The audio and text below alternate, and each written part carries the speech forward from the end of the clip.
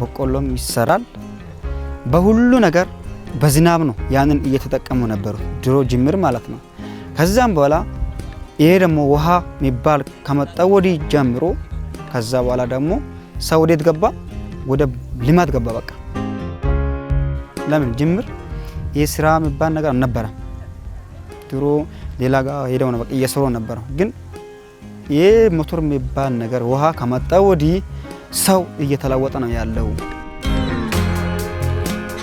Ethiopia is a beautiful country, but water is a scarce commodity. In this specific area, there's only enough rain for one harvest per year. That doesn't earn these subsistence farmers enough income to allow them to purchase things like water pumps to help ease the work. But this farmer is lucky, and it has everything to do with the church next door. እና ይሄኛው የቸርቹ የሞተር ከመጣ ወዲህ ድሮ በቆሎ እየዘራ ነበር ነው እግዚአብሔር መልካም ነውና ይሄ ሞተር ከመጣ ወዲህ ቀይ ስር ተሰርቶበታል በቀይ ስር የገባው ባጀት እኛን አስደስቶናል When Christians built this church in this area a few years ago, they were welcomed with rocks thrown at them. Most people who live around here are Muslims. Pastor Eliso was reminded every day that the Muslims didn't want his religion. አሁን እነዚህ በጋራ በመናመልክባቸው ቦታዎች በመናሳልፍባቸው የወንጌል አገልግሎቶች ውስጥ ድንጋይ መወርወርና መስደብ ቀላሉ ችግሮች ናቸው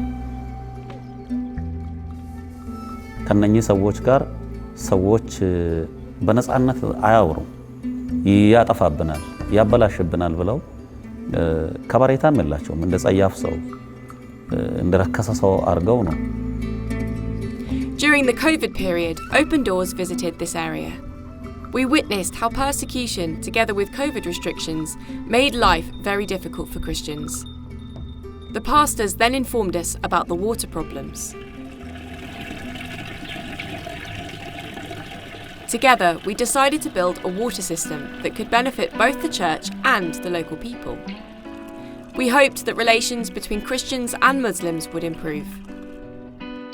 ይሄ ውሃ በጣም ሊያስታርቅ እንደሚችል ያለ ልዩነት ያለ ክፍያ ያለ ገንዘብ ክፍያ ይሄን ውሃ መስጠት ከቻል ትልቅ ስራ መስራት እንደሚችል ኢየሱስ ያድናል ብሎ መናገር አይቻልም ስለዚህ ውሃ ለቀዱ ሲመጡ መዝሙር ይሰማሉ ምስክርነት ይሰጣል ይሄንን ማድረግ ይቻላል በሌላ መንገድ ደግሞ የማህበረሰቡን ችግር መፍታት ይቻላል In the corner of the church compound, there's a shed that covers a 10-metre deep pit.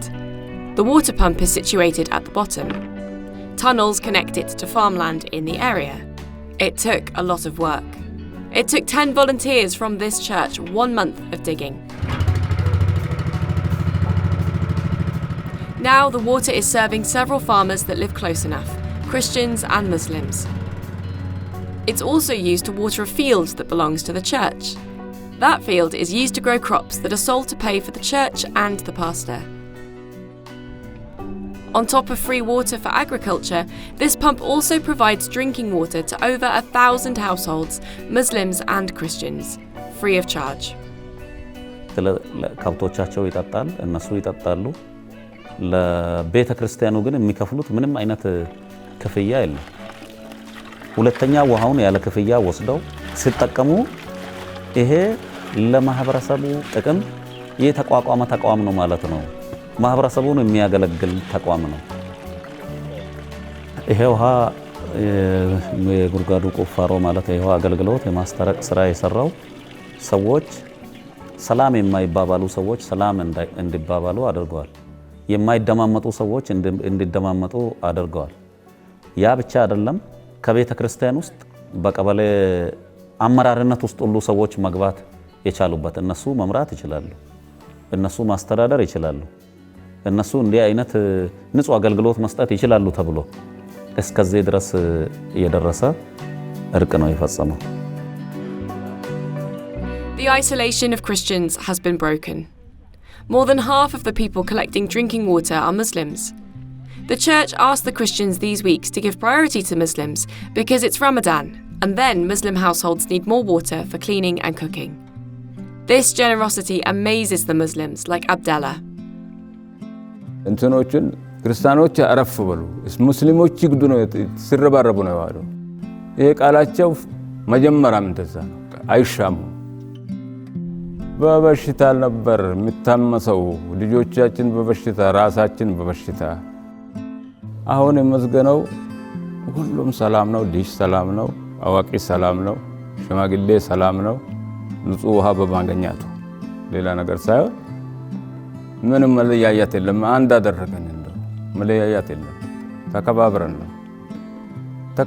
ነው በፍቅር ነው ምንም This water well is an Open Doors supported bridging project in Ethiopia. Bridging projects can take on many forms and are aimed at building a bridge between Christians and other faiths in the community. Through these programs, we hope to help local churches become socially accepted and spiritually resilient.